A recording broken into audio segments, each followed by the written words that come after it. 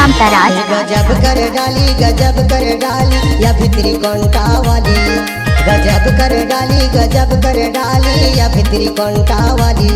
गजब कर डाला या भितरी कंटा वाला। गजब कर डाला या भितरी कंटा वाला। अपन माया के तमुरा बजाते भैया बजाते। अपन माया के तमुरा बजाते जिला मोर जलाते रे दूरी हले मोला बलाते रे। गजब कर डाला या भितरी कंटा वाला। गजब कर डाला या भितरी कंटा वाला। डीजे कामताराज मार्को।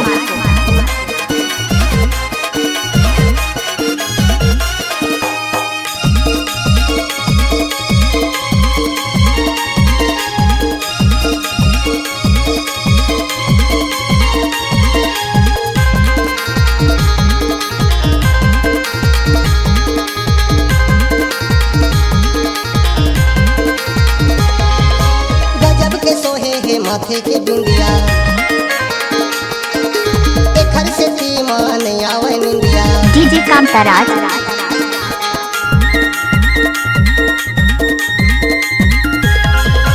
गजब के सोहे है माथे के बिंदिया घर से मान आवे निंदिया। ये लगाए हवे लाली या भितरी कंटा वाली। ये लगाए हवे लाली या भितरी कंटा वाली।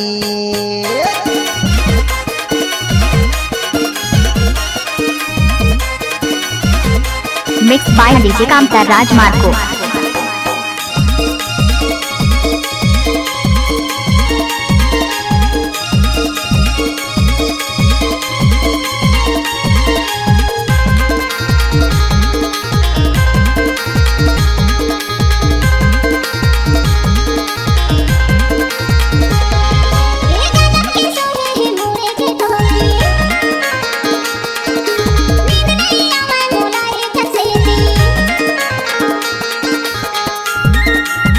डीजे कामताराज।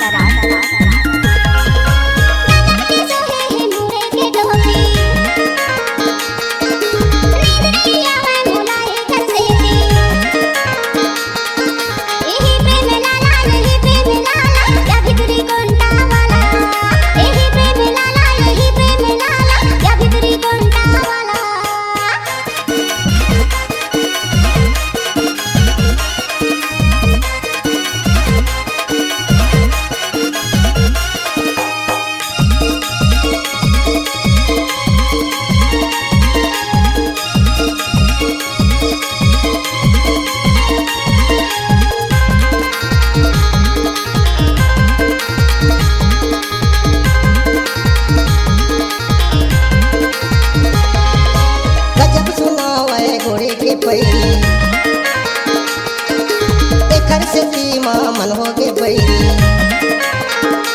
डीजे कामताराज मार्को। गजब सुनावे घोड़े के पैरी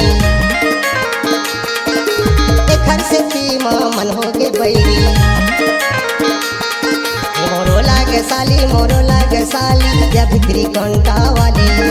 मोरो लागे साली या भितरी कंटा वाली। गजब कर डाला या भितरी कंटा वाला। गजब कर डाला या भितरी कंटा वाला।